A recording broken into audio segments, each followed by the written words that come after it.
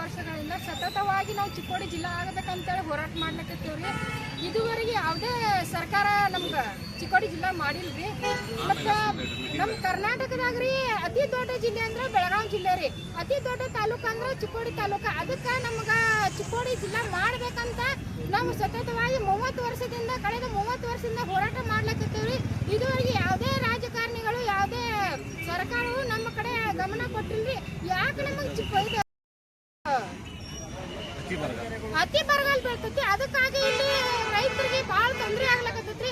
ಮತ್ತೆ ಇದು ಜಿಲ್ಲಾ ಆತಂದ್ರೆ ಇಲ್ಲಿ ಮಕ್ಕಳಿಗೆ ಭವಿಷ್ಯ ಚಲೋ ಆಕತ್ರಿ, ಒಳ್ಳೆ ಶಾಲೆಗಳು ಆಗ್ತಾವ್ರಿ, ಒಳ್ಳೆ ಅಭಿವೃದ್ಧಿ ಆಕತಿ ಅನ್ನೋ ಕಾರಣಕ್ಕೆ ಇದು ನಮಗೆ ಚಿಕ್ಕೋಡಿ ಜಿಲ್ಲಾ ಆಗ್ಬೇಕಂತ ನಮ್ಮ ಅಪೇಕ್ಷೆ ರೀ.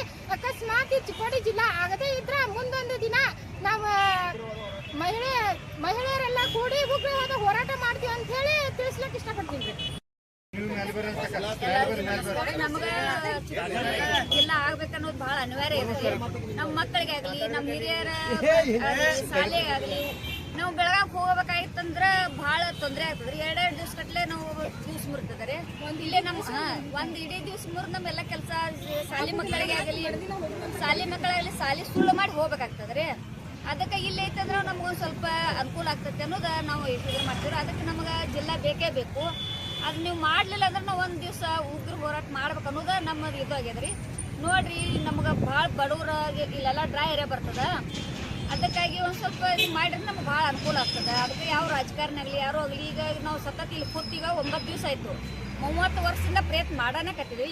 ಈ ಸಲ 9 ದಿವಸ ಆಯಿತು, ಇನ್ನೂ ಯಾರು ಇಲ್ಲಿ ಬಂದಿಲ್ಲ, ಗಮನ ಕೊಟ್ಟಿಲ್ಲ ನಮ್ಮ ಕಡೆ. ಅದಕ್ಕಾಗಿ ಒಂದು ಸ್ವಲ್ಪ ನಮ್ಗೆ ಇದು ಬೇಕಾಗ್ಯದ. ಇಲ್ಲ ಆಯ್ತಂದ್ರೆ ನಾವು ಇನ್ನೂ ನೋಡಿ ಉಗ್ರ ಹೋರಾಟ ಮಾಡ್ಬೇಕು ಅನ್ನೋದು ನಮ್ದು ಇದು ಆಗ್ಯದ.